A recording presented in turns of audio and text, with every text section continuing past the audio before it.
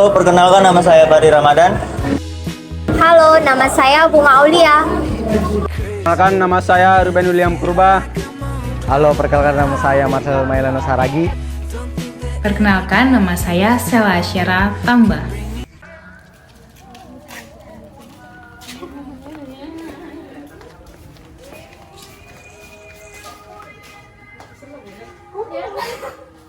Fahri. Ya.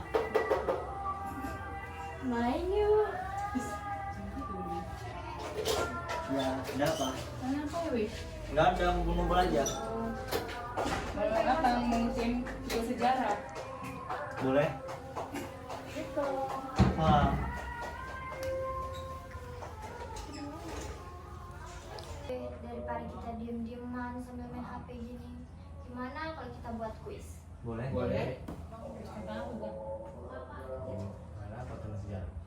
Oh, boleh juga sih, terserah kalian. Tapi gimana kalau misalnya kuisnya itu tentang dampak penjajahan Jepang di berbagai bidang? Oke, siap.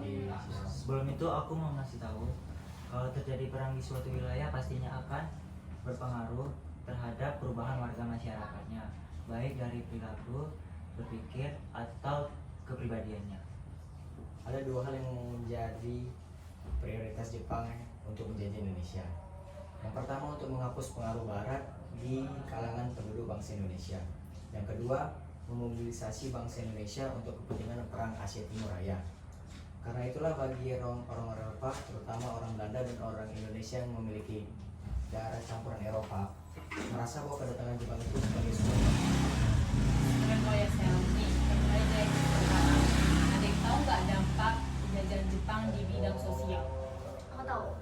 Nah, jadi pada masa awal penjajahan Jepang itu bangsa Eropa dan bangsa Indonesia itu yang biasanya mempunyai keturunan Eropa, itu mereka menjadi sasaran amukan bagi orang-orang lokal.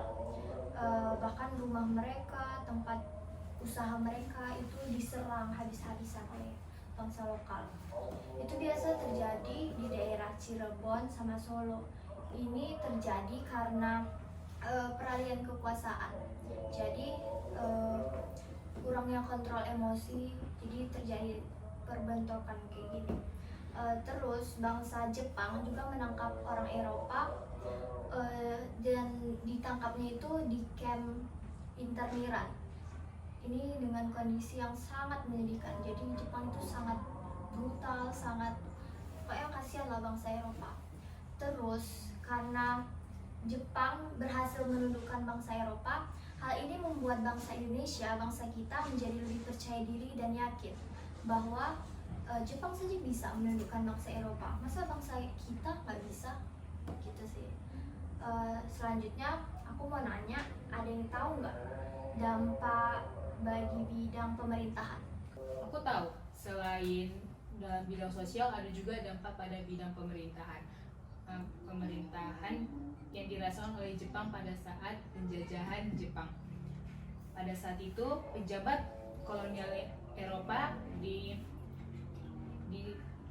disingkirkan oleh bangsa Jepang dan bangsa Indonesia dipertahankan bahkan dipromosikan.